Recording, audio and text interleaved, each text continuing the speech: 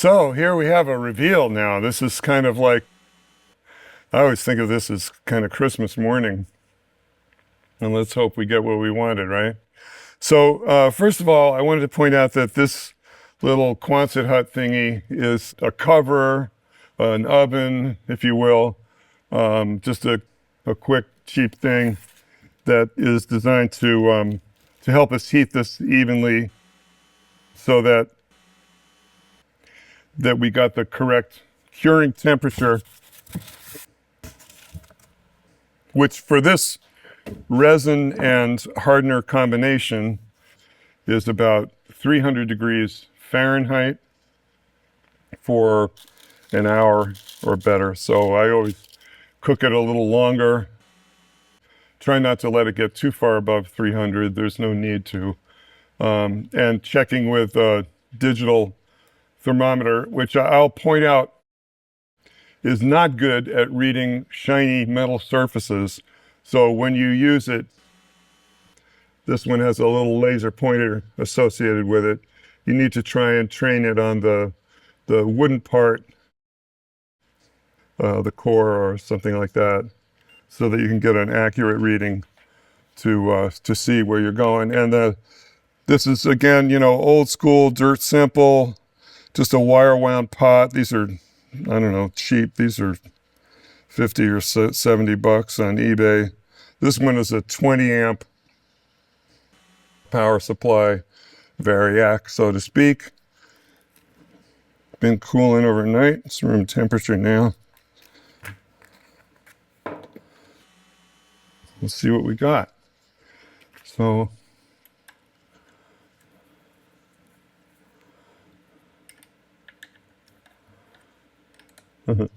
well, these were super tight, as you remember, and now they're loose-ish. Oh, maybe I don't even need that. See if I can get away with this drill.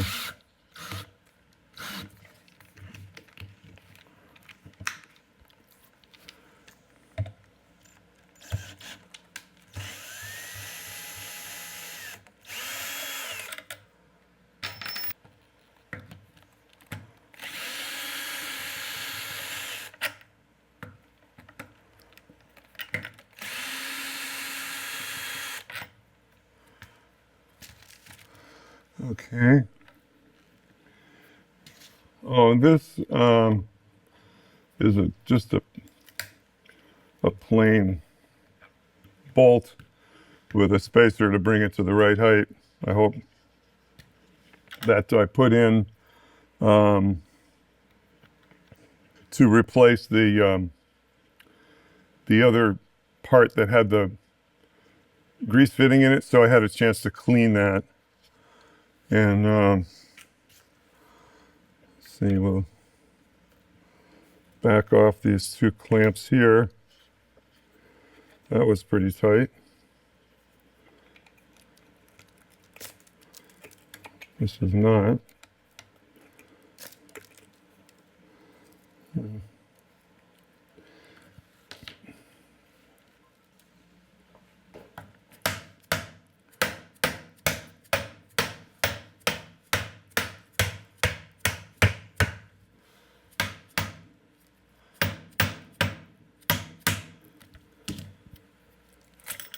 All right. Okay, so that was the end of this pin without a hole in it, so that came in about the right place. That, of course, is the hole that we use to drive resin with the grease gun in there. And we see we've got a pretty nice part. A little carbon sticking up here and here, no big deal. Some extra resin puddling here, as we would expect. But it looks like we got the right amount of resin without making a big fat mess, which is gratifying. Oh, look at this, is loose. And that's nice to get that out without a struggle. This is just a little piece of wood that was designed to hold the veneer close to the neck core here, where it's not supported by the aluminum part of the tool. And I think you could see I was using some clear tape This is just regular packing tape that you'd use for closing a shipping box. It's good to 250 or 300 degrees. Pretty good stuff, actually. Very useful, this clear packing tape. And then while I'm talking about tape, you know how I feel about that, I'll point out that there's another kind of tape here, which is Teflon tape that comes on a 2-inch wide roll, and it's nice because the epoxy doesn't stick to it very well. A little bit, but not much. Although I've been able to wipe it down and keep things pretty clean. Probably could have done a better job on this. I do have some extra resin on the tool. I don't think it really hurts anything, but we'll pick away at it with a soft tool.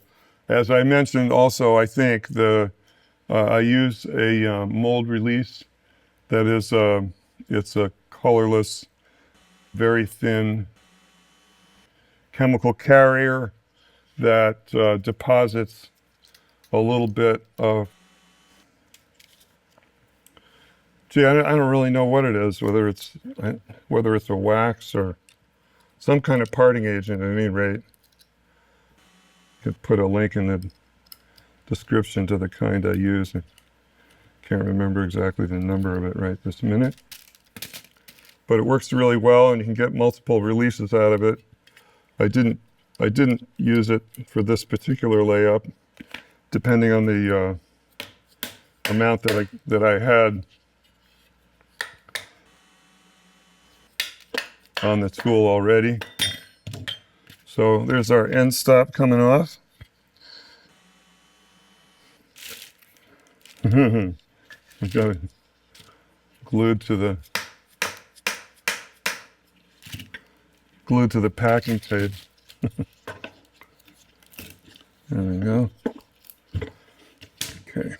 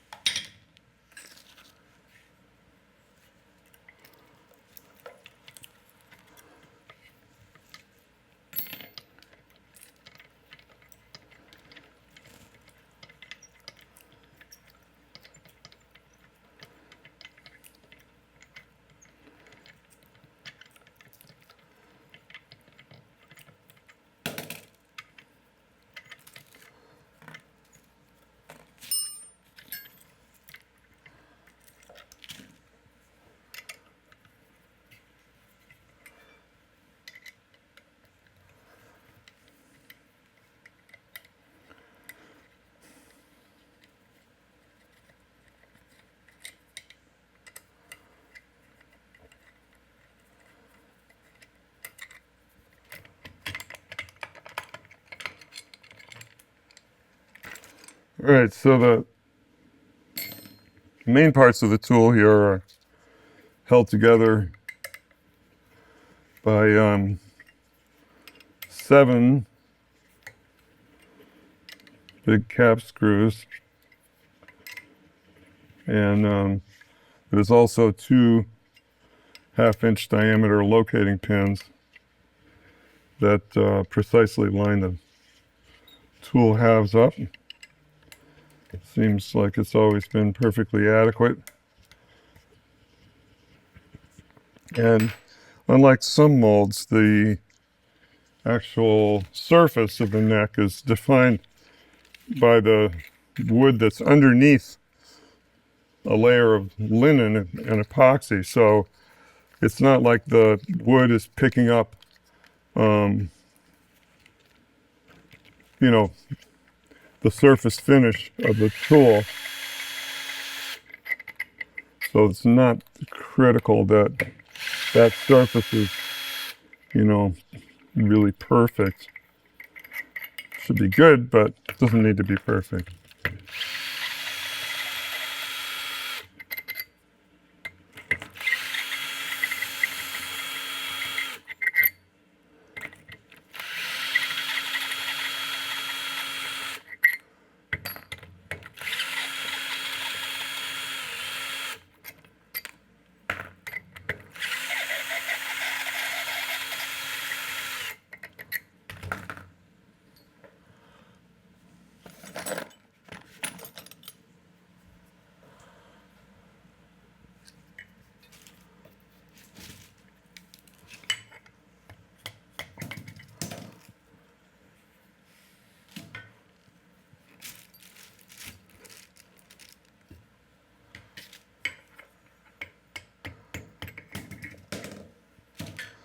All right.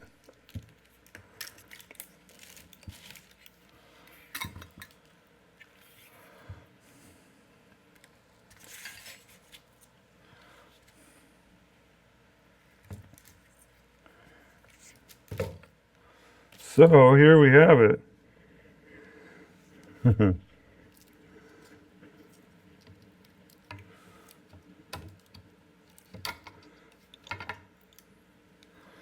Hallelujah. So, a beautiful part.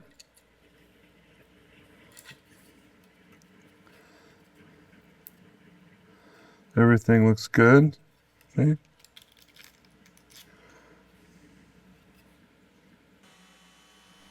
You see this little line here. I put a 30 thousandths shim in here.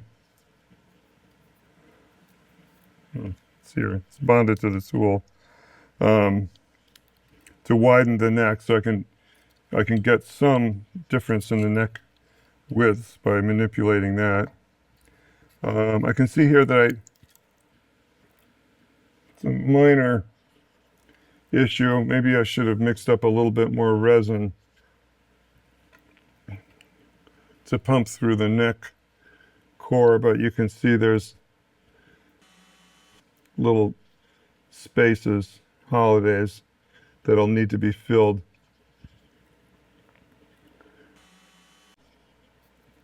With something. Not a structural defect, but something we won't want to be looking at on the finished guitar. So they'll need a tiny little bit of surface patching. Not too bad.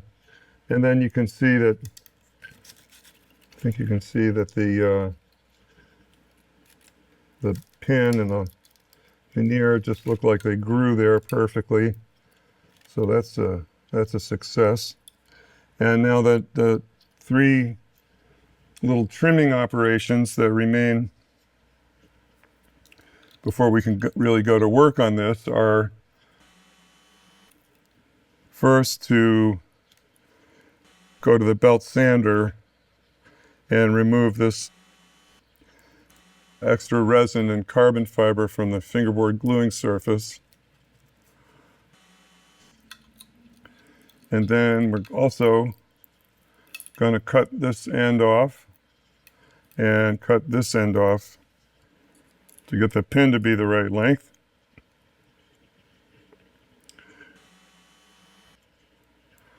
I can show you how to do that. Not a lot of work, a few minutes work, and we'll have a nice part.